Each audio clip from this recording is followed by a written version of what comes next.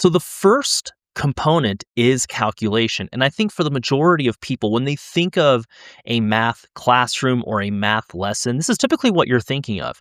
So math calculation means teaching all the essential math skills in order for a student to correctly calculate an operation. So it's teaching them counting, addition, subtraction, multiplication, division, fractions, decimals, number lines, you name it. And when you start to think of all the skills a student learns in math, that's really where calculation comes from. It's the absolute foundation of math, because if a student can't calculate correctly, or if it's just too difficult for them, the other components we're going to talk about, they they almost don't even come into play at that point.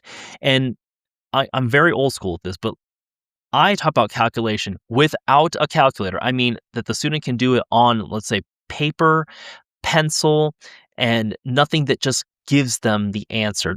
Being able to actually calculate it out is very important. Now, there is a pattern to kind of how to very efficiently teach this, and it goes by many various names. I always like to use stuff from John Wooden, and he always says that in order to practice something and then really to learn something, you have to do an explanation, then a demonstration, then you have the students imitate it, and then instead of saying practice, he says then repetition. Basically, do it a lot very intentionally.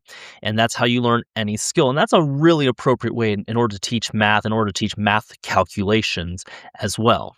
By teaching it in this way, it gives a lot of clarity to the students. And basically, it helps them to avoid repeating a lot of mistakes. And the truth is, if a student is weak in calculation, then ultimately all the other components of math begin to fall apart.